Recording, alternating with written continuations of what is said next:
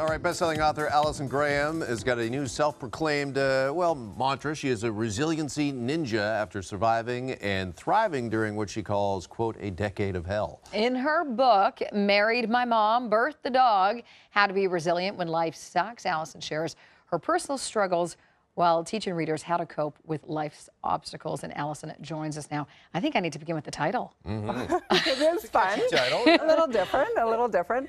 So it really began when I had some surgeries that went wrong and caused neuropathic pain. And as I was going through all of the follow-up and the healthcare system, I was actually talked to by the doctors about considering going on disability, giving up my company because I wasn't physically able to work at the level that I was used to before that.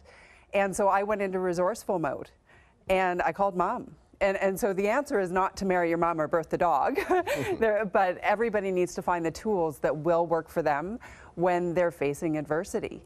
And mom was my savior. And then one day I found Winston, and this all happened through my 30s. So he really became that love and the maternal instinct that I needed during the 30s to get through it. So when you're faced with an obstacle like that, is it kind of like a fight or flight thing that sort of kicks in and you decide to go one way or the other? It is. And you know what, my big vision, if we can figure out what is it when adversity happens that is the difference between somebody going into victimhood or becoming, as I call it, the resiliency ninja.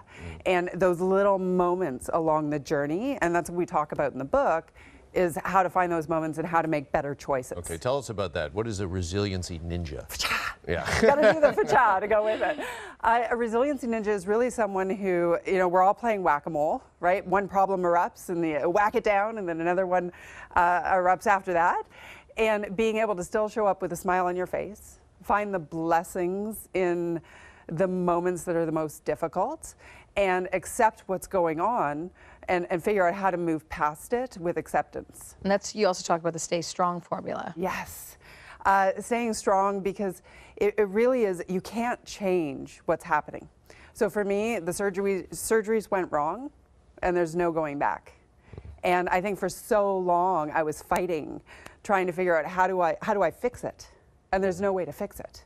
So you have to figure out what within the circumstance can I actually control and find those pieces. And for me, one of them was finding mom. Yeah, well, I think it's such an important message because so many of us dwell on the past, right? And you're right, we can't, there's that old saying that yesterday is a canceled check and tomorrow is a promissory note, but today is cash. You right. can do something with cash. Exactly. And I think one of the most popular chapters in the book is the one around forgiveness. You can't fake forgiveness.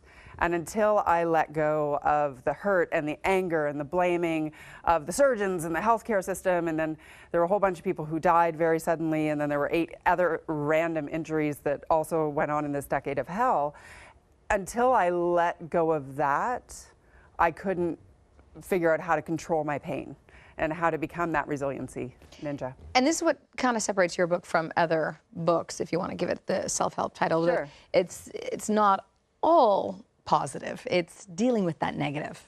There were so many days when I judged myself because I wasn't positive.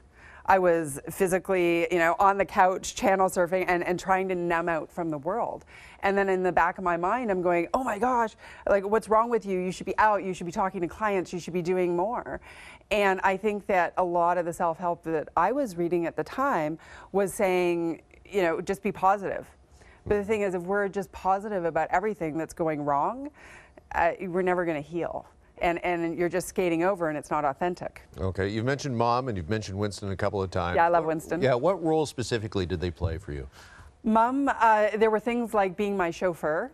So I would go and give a keynote. I worked with all the banks and I would come into Toronto and, Mom and Winston would be outside. I'd wave from them from the window, and then they would pick me up at the door and I would literally sleep on the way home.